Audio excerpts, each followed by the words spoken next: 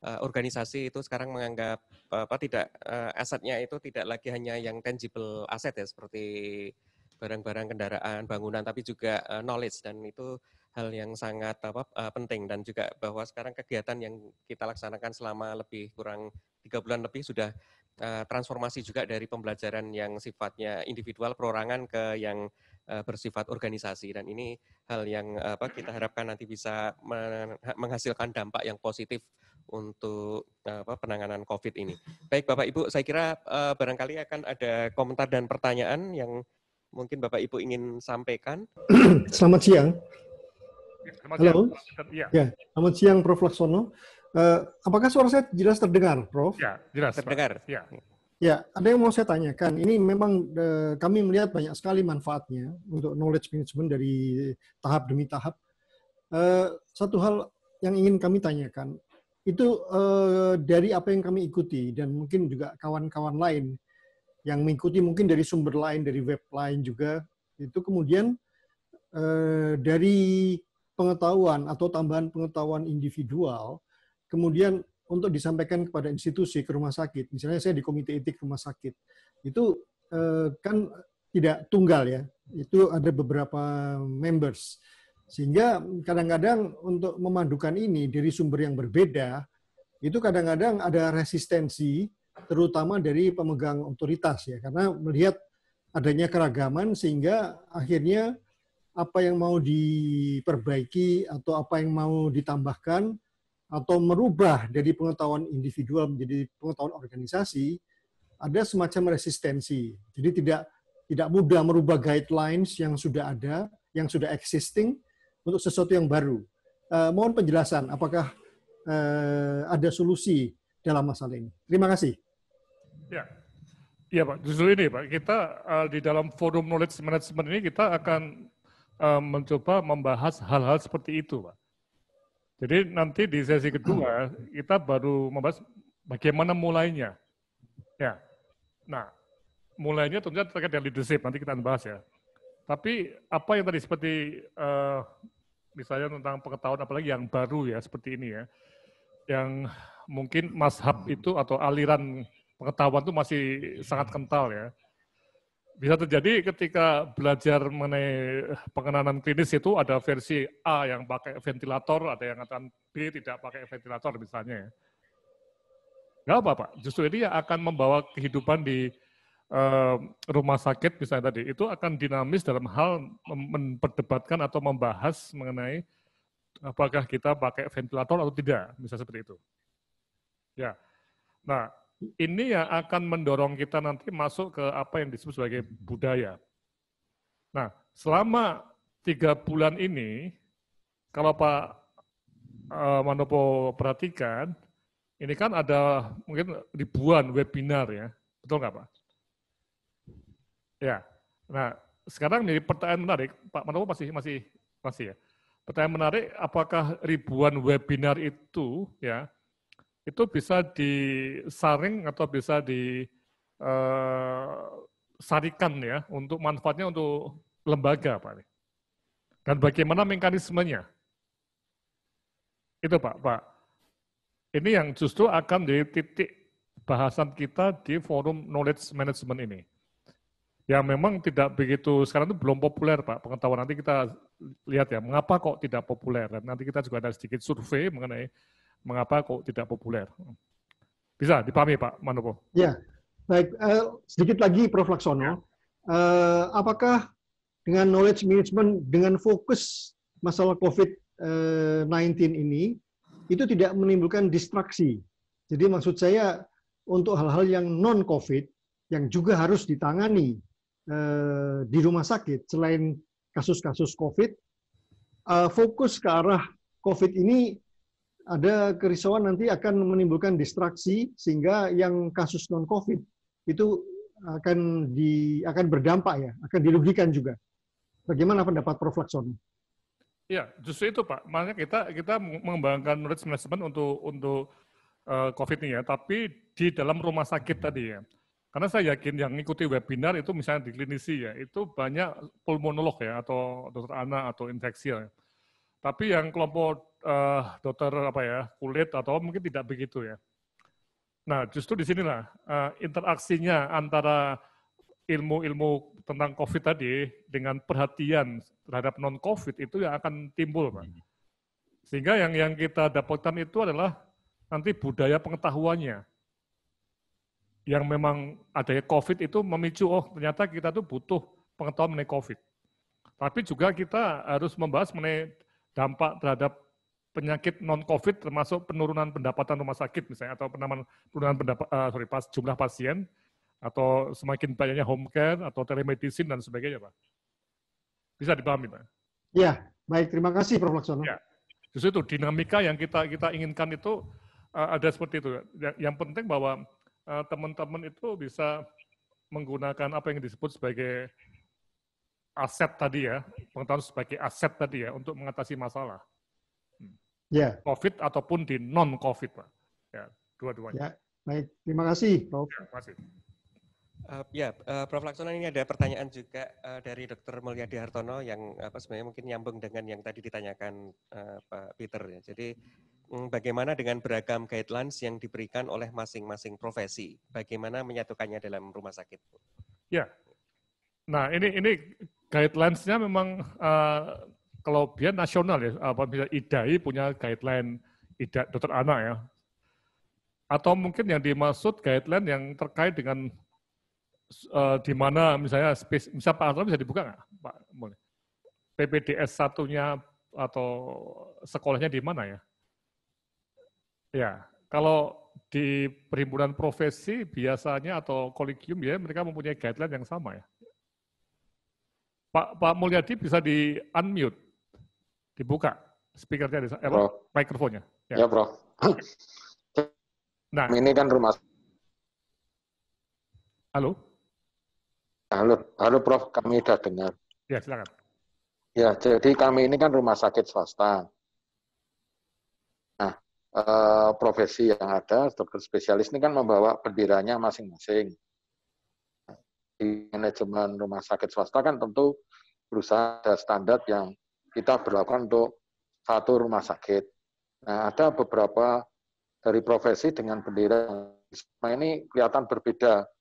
Contohnya pada pelaksanaan jalur nafas. Nah, ini bagaimana untuk solusinya? Apakah kita memakai yang list terbesar atau bagaimana? Ya, oke Pak. Nanti di sesi kedua kita akan bahas lebih detail ya. Tapi intinya memang ini bagian dari knowledge management.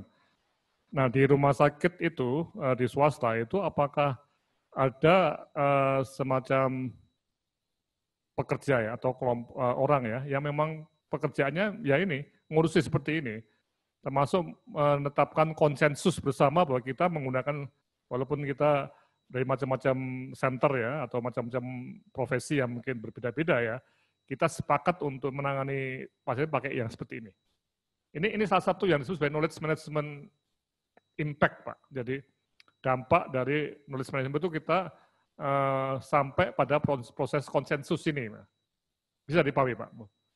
Karena kalau ini tidak dibiarkan secara, kalau tidak ditangani secara serius, ya akan seperti ini terus. Ya. Bagaimana, Pak? Halo? Putus ya? Putus, ya. Oke. Halo, Pak Mul? Ya, Prof. Mohon maaf. Jadi gini, Dok. Prof, kalau kita rumah sakit swasta ini terus terang kita terkait untuk khusus mengurusin ini kan kita umum lah ya dari teknis. Pak, bisa lebih dekat mikrofon, Pak. Bisa lebih dekat mikrofon. Putus-putus ya. Ya, Prof. Ya. Jadi kita ini kan rumah sakit swasta mesti terkendala dengan ketenagaan ya. Jadi kita tidak ada divisi khusus yang khusus mengurus. Jadi yang kita lakukan umumnya dari direksi bidang ini yang akan menentukan kita mau ambil yang mana. Nah, ini kendalanya kan kita di sisi operasional kan harus jalan. Sementara begitu banyak edaran yang harus kita coba ikuti. Nah, kita ada takutan di swasta ini kan Kalau tidak kita ikuti, nanti pasien dan nakesnya yang jadi korban. Nah, kendalanya adalah yang diikuti ini yang mana ini, gitu. Ya, memang ini yang jadi masalah Pak ya, karena kalau rumah sakit itu swasta yang stand alone ya, yang sendirian, itu mungkin tidak ada tenaga yang ngurusi ini. Atau Ya, mungkin rumah sakit itu bersama asosiasinya Pak, misalnya RC ya. RC itu yang menafsirkan juga atau membuat semacam konsensus tadi. Untuk rumah sakit swasta anggotanya, ini menurut kami, RC mengundang pakar-pakar yang netral atau pakar-pakar yang independen, hasilnya seperti itu. Ya. Kalau rumah sakit jaringan, swasta jaringan seperti Siloam atau apa Hermina mungkin lebih mudah ya, jadi menggunakan jaringannya. Ya. Tapi memang rumah sakit swasta yang sendirian ini agak susah Pak, karena tenaganya kan nggak ada Pak, betul nggak? Ya betul Prof. Untuk menangani ini. Maka usul saya mungkin Pak Mulyadi bilang pada RC ya, pada Bu Susi atau Pak Fajar untuk tadi knowledge management di level RC Pak. Ya baik Prof. Nanti coba kita soundingkan rame-rame untuk swasta gimana. Nah itu gunanya asosiasi di situ Pak. Jadi misalnya cost-nya untuk mendatangkan ahli atau 3 ahli itu taruhlah 10 juta ya. Kalau masih swasta kan kecil kan mahal Pak. Tapi kalau yang ikut 100 swasta dalam model webinar seperti ini ya, masing-masing kan cuma bayar 100.000 Pak.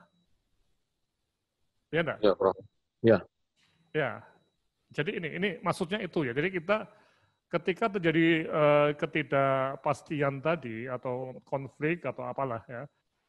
Nah, kita kembali ke pengetahuan. Tapi memang betul, pengetahuan itu ada biayanya, Pak. Makanya yang dunia atau bumi ini semakin tidak adil ya, karena yang kaya itu biasanya pintar-pintar, cari ilmu mudah, punya uang, peralatannya canggih, mereka semakin lama semakin pintar. Yang miskin, nggak punya apa-apa, semakin lama semakin tidak bisa membandiri, jadi bodoh. Nah ini bisa jadi perangkap betul. Makanya kalau nggak hati-hati, rumah sakit yang kecil-kecil tadi, kalau nggak bisa mendapatkan ilmu karena terlalu mahal, ya harus bersatu padu, Pak. Itu. Ya, terima kasih. Ya, berarti kolaborasi ya, Prof. Laksono ya? Ya, kolaborasi. Ya. Baik, ini tadi ada pertanyaan juga yang saya kira sangat menarik yang disampaikan Prof. Herkutanto terkait dengan definisinya. Prof. Laksono mungkin bisa ditampilkan. Jadi, beliau membaca dari web tentang definisi knowledge management, bahwa knowledge management is the process of creating, sharing, using, and managing the knowledge and information of an organization. It refers to a multidisciplinary approach to achieve organizational objective by making the best use of knowledge. Nah, apakah ini yang sesuai dengan topik yang kita diskusikan, Prof. Laksono? Ya, Pak Hergo. Memang ini artinya memang kita bicara di level organisasi ya nantinya. Nanti sesi kedua akan masuk ke sana. Di mana pengetahuan itu macam-macam ya dalam konteks COVID ini ya, itu kan macam-macam, tapi tujuannya rumah sakit kan jelas ya. Pertama misalnya rumah sakit itu harapannya indikator kematian pasien COVID itu rendah ya. Dari 100 yang ditangani mungkin yang meninggal hanya 2 atau 3, tidak 50 atau 30 ya. Ya. Kemudian juga misalnya tidak ada SDM rumah sakit yang terkena COVID atau sakit karena COVID atau meninggal karena COVID. Ya. Nah ini kan tujuan dari organisasi. Nah untuk sampai ke sana kan betul-betul perlu ada semacam create, sharing, using, and managing. Ya. Nah memang dalam konteks create ini, karena ini ilmu baru ya, atau pengetahuan baru, kita belum banyak ya, tapi pengalaman kita juga sudah menunjukkan seperti itu. Ya. Tapi kita using. Nah, using itu yang selama 3 bulan ini kita juga banyak, kita tuh PKMK, FKKMK UGM banyak memberikan webinar itu untuk di-share ke organisasi-organisasi yang butuh. Ya. Nah, dan bersifat multidisiplin, karena indikatornya indikator yang tidak satu saja ya. Karena untuk membuat pasien itu tidak cepat meninggal atau rendah kematiannya, tidak hanya disiplin pulmonologi atau infeksi, tapi juga laboratorium, juga masalah sanitasi rumah sakit, logistik, macam-macam Pak. Ya. Bisa Pak? Atau mungkin saya teruskan Pak. Ya, silakan. Ya. Ya. Silakan, Pak. Di dalam definisi tersebut ternyata kata-kata sharing itu diberikan garis tebal. Nah, ini saya melihat pada beberapa rumah sakit sudah ada 3 hal yang yang saya melihat hal yang sama.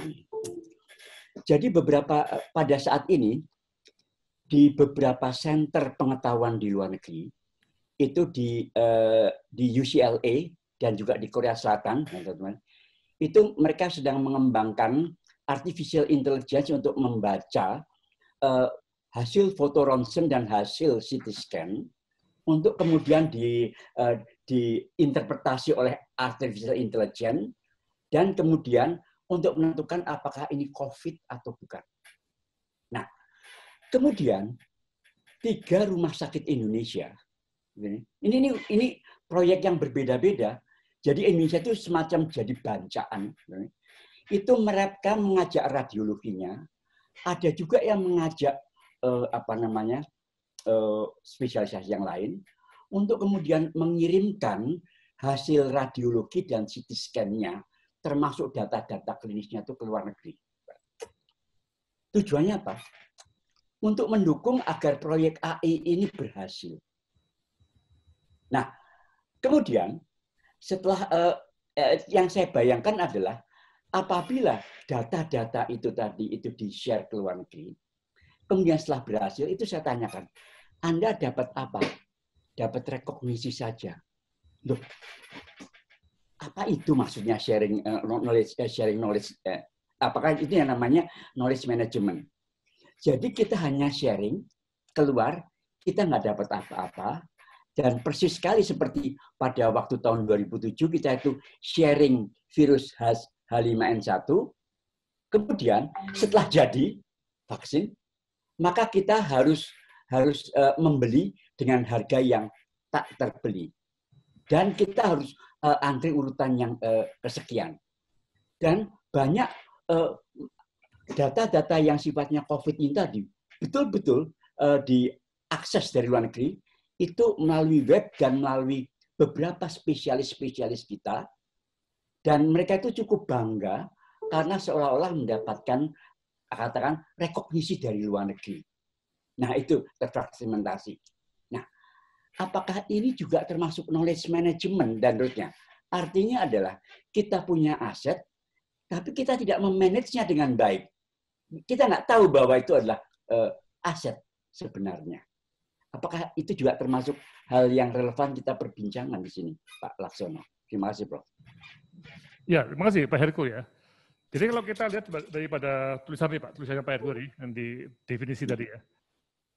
Jelas ini tidak Pak. Kalau seperti itu, rumah sakit Indonesia yang mengirim sampel atau apa ya, atau radiologi itu ya, itu tidak mendapat manfaat Pak.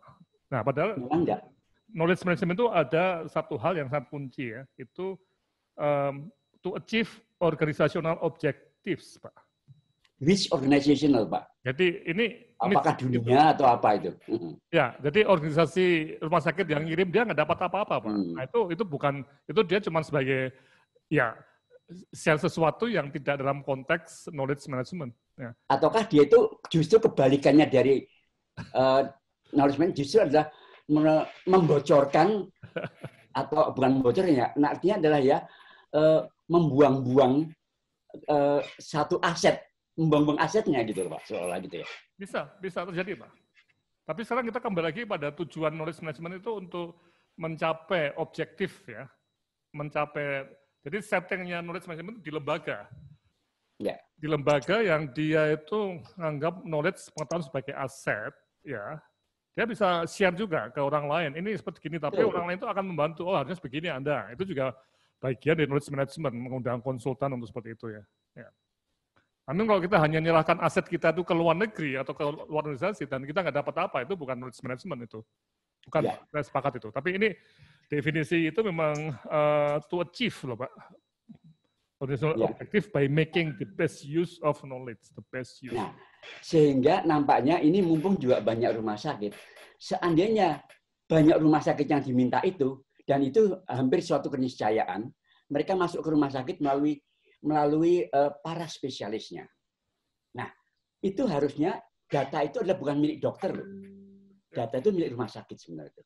Nah, dalam hal ini tentunya harusnya ada semacam benefit sharing, yaitu bahwa misalnya, oke, saya kirim data itu, tapi hasil olahannya adalah milik kami juga, dan setelah itu kami diberi akses bagaimana kami menggunakan hasil itu tadi. Jadi menggunakan AI itu tadi. Dan setelah itu, barulah dia itu dari, katakan, modalnya itu 0 rupiah, tapi dengan aset-aset yang ada di dalam rumah sakitnya itu sendiri, malah dia mungkin mengembangkan sesuatu, dapat sesuatu, dan mungkin jadi berkembang. Apakah kira-kira ke arah sana juga, Pak? Ya? Iya, Pak. Saya seperti itu, Pak. Jadi bagaimana aset itu bisa bermanfaat untuk objektif lembaganya. Kalau enggak, itu bukan knowledge management. Ya. Oke. Makasih, Pak. Ya, sama-sama. Ya, ini masih ada satu lagi yang dari yang dituliskan Prof. Laksono sebelum mungkin ke sesi kedua dari Pak Adi Sanjaya. Dalam situasi darurat pandemik, apakah kewajiban knowledge management dilakukan sendiri oleh RS berdasarkan data yang diperoleh sendiri atau dipulkan ke lembaga seperti yayasan, PT, perhimpunan, atau bahkan dari Kemkes? Ya, jadi begini ya, seperti pernah dulu dibahas pada awal-awal kita diskusi ya, memang ini yang menarik ya, dalam rumah sakit ya, itu sama juga dengan perhotelan, juga sama dengan supermarket juga sama ya. Itu dikenal ada rumah sakit yang stand alone, sendirian ya, atau soliter. Ada rumah sakit yang berbentuk jaringan, artinya itu mempunyai member seperti dari ada Siloam, ada Bunda dan sebagainya ya. Nah, kemudian juga ada rumah sakit seperti Muhammadiyah ini yang bergabung dalam jaringan Muhammadiyah, tapi tidak sekental atau sekuat seperti yang ada di Bunda ya, yang sistemnya itu sama ya. Nah, ini yang menarik ya. Secara economies of skill ya. Jadi karena tadi knowledge itu mahal juga, tanda kutip ya, relatif ya. Tidak bisa data itu dikumpulkan atau diolah dan sebagainya itu tanpa biaya. Pasti ada biaya termasuk orangnya yang meneliti, knowledge workers-nya, pekerja-pekerja pengetahuan yang harus dibayar dan sebagainya. Nah, tentunya kalau kita melihat ini Pak Adi ya, itu rumah sakit sendirian, dia nggak bisa Pak mengembangkan sendirian Pak, terlalu mahal. Ya. Tapi kalau jaringan tadi, ketika tadi, ini gampangnya aja ya, membahas sebuah informasi baru untuk grupnya ya, yang ada 30 rumah sakit. Misalnya mengundang Pak Lutfan sebagai ahli IT. Satu sesi atau 2 sesi ya tentang IT dibayar misalnya 5 juta ya. Ya, berarti kan satu rumah sakit tadi, karena 30 tadi, itu hanya bayar 5 juta dibagi 30, berapa itu? Sekitar 150.000 rupiah. Murah sekali nggak?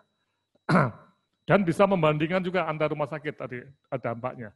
Dengan menggunakan model webinar seperti ini kan mudah sekali.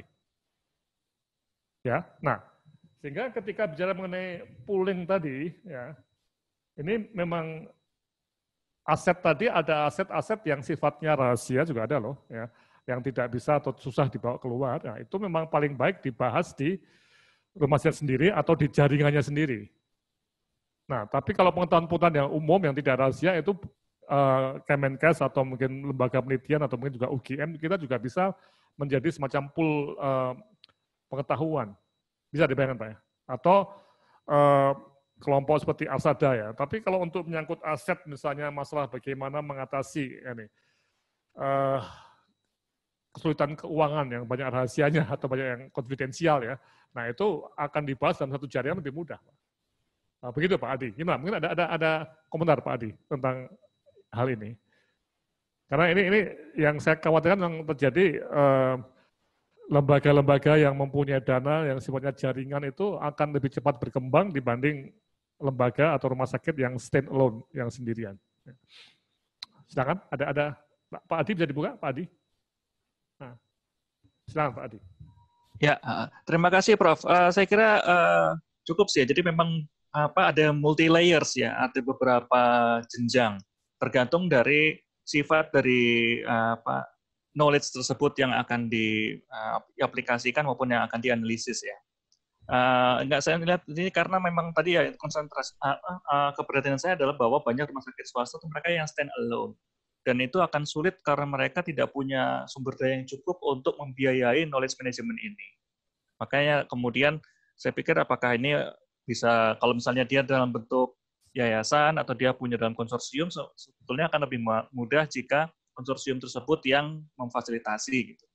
Cuman mereka yang stand alone, yang kecil-kecil gini loh, Prof, yang saya juga kadang-kadang kasihan juga, mereka struggle sendiri gitu, apakah memang ada nggak sih semacam lembaga yang bisa membantu, ya mungkin dari akademisi atau apa yang mensupport mereka nanti. Ini hanya untuk kedepannya aja, Prof. Tapi saya setuju dengan yang jawaban dari Prof tadi, memang ini semua adalah multi-layer. Terima kasih. Ya Pak Adi, memang ini sebenarnya tanggung jawab dari asosiasi Pak ya. Sepakat nggak Pak? Asosiasi RC. Ada Pak Fajar nggak? Atau Bu Susi ini. Jadi asosiasi ini memang harusnya pooling dari knowledge dan juga iuran tadi untuk ini Pak. Tadi ketika yang stand alone jumlahnya 100 ya, dia nggak mampu untuk mengundang Pak Lutfan ya, atau mengundang siapa tokoh dari Jakarta ya. Tapi dengan cara seperti ini, webinar seperti ini dalam masa pandemik bisa sekali Pak. Nah, ada Pak Fajar ya? Pak Fajar memang sangat concern pada masalah ini. Ya. Ada Pak Fajar Siombing, ada. Ada Pak Fajar? Ada Prof. Ya, Pak Fajar. Ini Pak Fajar. menarik Pak Fajar. Ini satu hal yang sering Pak Fajar katakan ya. Jadi bagaimana Pak kira-kira Pak? Silakan. Ya, jadi memang kami asosiasi juga termasuk dalam yang ikut belajar juga ini dengan COVID ini, karena imbasnya terhadap rumah sakit anggota ini sangat dahsyat sekali, Prof. Jadi di asosiasi juga sekarang belum bisa penuh betul ya mengadvokasi teman-teman terkait dengan bagaimana menyikapi COVID dan bagaimana tadi knowledge management ini sampai bisa diterapkan kepada organisasi gitu ya. Memang banyak secara individual dari masing-masing rumah sakit yang sudah mengikuti berbagai pelatihan ataupun workshop ataupun yang Zoom meeting atau webinar seperti ini. Tapi begitu mau disatukan menjadi dalam satu organisasi, nah ini yang belum ada wadahnya, Prof. Jadi belum ada wadah yang bisa menjembatani itu gitu. Terus terang secara asosiasi kami sekarang lagi disibukkan dengan bagaimana teman-teman ini, saya kalian juga ini Prof, Zoom meeting dengan Dinas Kesehatan DKI terkait dengan klaim COVID juga dalam waktu yang sama.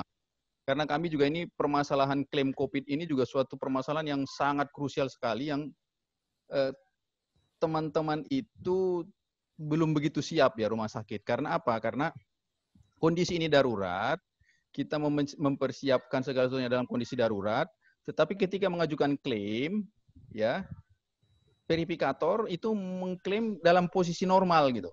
Jadi harus ada ini, harus ada ini, harus ada ini gitu. Sementara kita menyiapkan itu ketika melayani pasien, apalagi di awal-awal COVID dulu, ya nggak sampai seperti itu gitu. Jadi ini hal-hal seperti ini masih, kami di asosiasi masih sibuk dengan problem-problem seperti ini. Jadi mungkin secara bertahap juga akan apa yang tadi Prof maksudkan, mungkin pembelajaran organisasi nanti akan juga oleh asosiasi ya.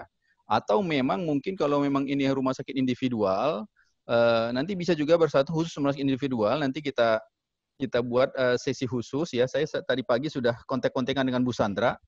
Mungkin akan kita ini untuk hal-hal yang bagaimana pembelajaran organisasi ini, knowledge ini bisa diterapkan di organisasi yang khususnya rumah sakit swasta yang individual gitu, Prof. Ya, betul Pak Fajar ya. Jadi memang situasi di sini itu ada faktor yang mendesak tadi Pak ya, seperti klaim tadi ya. Ini betul-betul harus kita lakukan ya. Tapi berarti memang kita kan masih kekurangan tenaga ahli ya Pak ya, atau knowledge worker tadi Pak. Orang-orang yang Prof. paham di pengetahuan tadi. Ya. Nah, memang saya menganjurkan untuk teman-teman di jaringan ya, entah itu di Bunda yang sangat seperti itu, atau Muhammadiyah, atau NU, atau Yakum, atau Arsi, ya, Asada. Nah, knowledge management itu juga bisa dikerjakan di situ, on behalf tadi. Untuk anggotanya yang tadi, kan nggak mungkin juga orangnya terbatas, ahlinya terbatas ya, mengundang satu pakar mengenai APD misalnya, itu lebih baik di-share oleh banyak pihak, Pak. Nah, tapi kalau itu bersama-sama terlalu banyak ribuan juga nggak bisa ngomong, Pak, kita. Tapi paling baik itu misalnya 50, 40, 30, nah itu bersama-sama untuk mengembangkan sesuatu, apalagi ada pelatihan-pelatihan bersama, itu juga bagus sekali. Tapi memang betul, konsultan itu susah sekali cari, Pak Harun. Jadi gini, Prof. Apa? Saya yakin kalau yang grup-grup mereka sudah melakukan ya, Prof. Jadi yang satu berdasarkan keagamaan, ulama Muhammadiyah gitu, Yakum, mereka sudah mengadakan sendiri. Jadi lebih mudah untuk sosialisasi, untuk ada ada role modelnya gitu. Tapi kalau yang individu-individu ini yang pemiliknya tunggal, nah ini yang sekarang yang menurut saya akhirnya mereka mencari model masing-masing yang akhirnya model itu kadang-kadang tidak tepat gitu, dengan apalagi dengan situasi yang tidak menentu sekarang, regulasi protokol-protokol cepat berubah, regulasi yang terlambat gitu kadang-kadang. Jadi ini yang buat rumah sakit yang tunggal ini yang menurut saya yang perlu dijembatani untuk mencari model seperti apa yang tepat agar teman-teman ini bisa mengikuti teman-teman rumah sakit yang modelnya grup tadi, Prof.